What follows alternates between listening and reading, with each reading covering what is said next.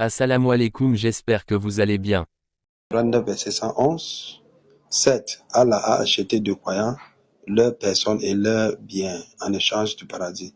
Ils combattent dans le sentier de Dieu. Ils tuent et ils se font tuer. Vous voyez? C'est une promesse authentique qu'il a pris sur lui. Cher évangéliste, je vois que vous avez décidé de sortir le Coran de son contexte pour le critiquer. Mais bonne, avant d'imaginer une armée de kamikazes, regardons de plus près ce que le Coran dit vraiment. La sourate 9, verset 111 parle de la guerre et du sacrifice des croyants dans le chemin d'Allah, mais elle ne parle pas de l'appel général au suicide ou à la mort-violence. L'expression « ils ont tué et ils se font tuer » se réfère à l'engagement dans le combat dans le but d'assurer la sécurité des gens. Lisons, sourate 9, 6, « Et si l'un des associateurs te demande asile, accorde-lui, afin qu'il entende la parole d'Allah, puis fais-le parvenir à son lieu de sécurité, car ce sont des gens qui ne savent pas. Le but ultime n'est pas la mort mais le bien-être de l'humanité et l'agrément de Dieu. Si comme vous décidons de lire la Bible avec la même logique que celle que vous avez utilisée pour le Coran, nous pourrons vite arriver à des conclusions, disons problématiques. Imaginez, 1. Le massacre des bébés et enfants de la part de l'Éternel, c'est-à-dire Jésus pour vous. 1 Samuel 15 versets 2 à 3. Ainsi parle l'Éternel, c'est-à-dire Jésus pour lui.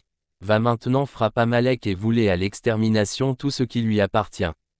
Tu ne l'épargneras point, et tu feras mourir hommes et femmes, enfants et nourrissons. Alors d'après votre propre logique, Dieu, c'est-à-dire Jésus selon votre doctrine, donne l'ordre de massacrer tout ce qui vit.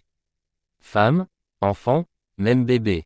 C'est un peu moins glorieux que votre vision idéalisée, n'est-ce pas?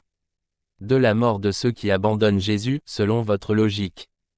Deutéronome 13, 6 à 10. Si ton frère, fils de ta mère, ou ton fils, ou ta fille, ou ta femme qui repose sur ton sein ou ton ami que tu aimes comme toi-même, t'invite secrètement en disant, allons et servons d'autres dieux, les dieux que ni toi, ni tes pères n'avaient connus, tu n'y consentiras pas, tu ne l'écouteras pas, ton œil sera sans pitié pour lui. C'est que Jésus-Christ n'a pas dirigé la guerre et tout et tout.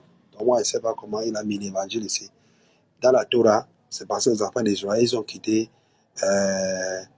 Égypte et ils venaient dans leur terre. Et sur leur terre, il y avait des gens là-bas. Maintenant, il fallait qu'ils bagarrent pour récupérer. Mais tu le feras mourir, plus bas il est dit, tu le lapideras et il mourra parce qu'il a cherché à te détourner de l'Éternel ton Dieu. On dirait que d'après votre interprétation, ceux qui se détournent de votre Dieu, le même qui a massacré tout un peuple, rappelons-le, mérite la mort par lapidation. Cher évangéliste, si on suit la logique erronée que vous appliquez au Coran, on aboutit à des absurdités bibliques. C'est un peu comme utiliser un marteau pour faire de la pâtisserie, ça ne marche pas. Votre manière de lire les textes religieux est un exemple de ce qu'il ne faut pas faire. Il est important de ne pas appliquer des interprétations sélectives ou malhonnêtes. En islam, la notion de sacrifice existe mais est toujours associée à la justice et la légitime défense.